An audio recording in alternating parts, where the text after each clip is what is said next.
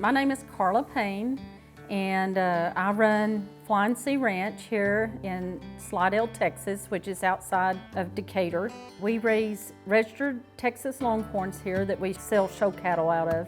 And then we also run a herd of black mama cows that are Angus-based that we have Wagyu bulls on.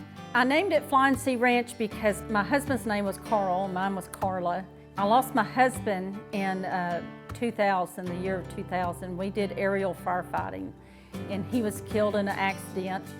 And the Flying Sea was for my husband, and since he was a pilot. So the difference between running the commercial herd compared to a registered Longhorn herd, commercial herd is at the end of the year, all the calves go on a truck and are shipped off except for just 2 or 3 or 4 that I might keep up here in my own lots to feed out for some personal customers of mine. Now the Longhorns, the registered Longhorns, we raise those for show cattle, so we're actually breeding year-round. We're checking cows, writing down birth dates, having to give them names, decide which ones are going to be bulls, which ones are going to be steers, and then promoting them and trying to sell them to kids to show at the shows. I think NRCS has been very beneficial to me. They can teach you stocking rates. They can teach you how to actually measure your grass, and there's just a lot of beneficial things. And don't be intimidated because they're in a government office or whatever, because they're there to help you and have the knowledge. I'm Stephen Ray, the District Conservationist in Denton County, Texas, and I've been working for this outfit since 1983. Well, we started working with Carla in 2009, and we wrote a conservation plan with her in 2010, and she's done quite an array of conservation practices on the ranch. She does have some cropland, and she's done no-till residue management for erosion control and soil health. She's also done cover crops on the cropland, as well as nutrient and pest management. And then this year, she's devoting part of that cropland field to grass planting.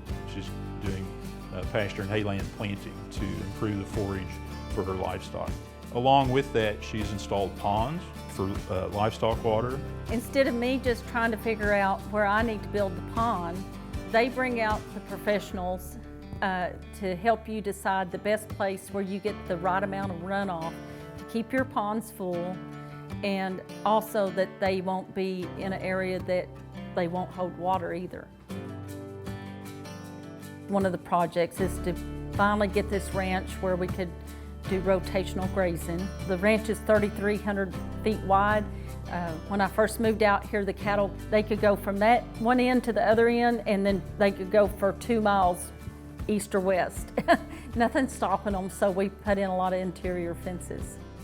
My name's Kevin Derzapf. I'm a range specialist with the Natural Resources Conservation Service. So range health is directly related to animal health, and you can see that when you look at Carla's cows. They're in good flesh, good condition, and so is her range. And we've worked with Carla to assess the health of her range, through the years. We worked with Carla inventorying her forage, helping her to match her stocking rate to the available forage, and Carla's very good at that.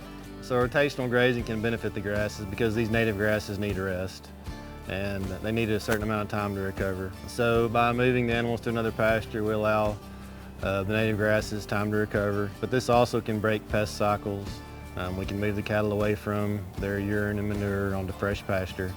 In a rotational grazing scenario, the cows are going to be on a certain pasture for a shorter amount of time, but they're also going to graze other plants that they may not in a continuous grazing situation. So they're going to more evenly graze and utilize that pasture.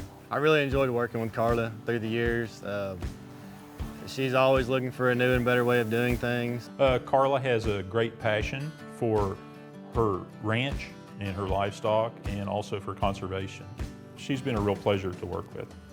My passion for the conservation practices that we do out here is the same reason I'm as passionate about raising the best Longhorn show animal I can, or the best Wagyu calf I can for beef. I think it all coincides together. If you have a good passion for raising good cattle, you need to be a good grass grower.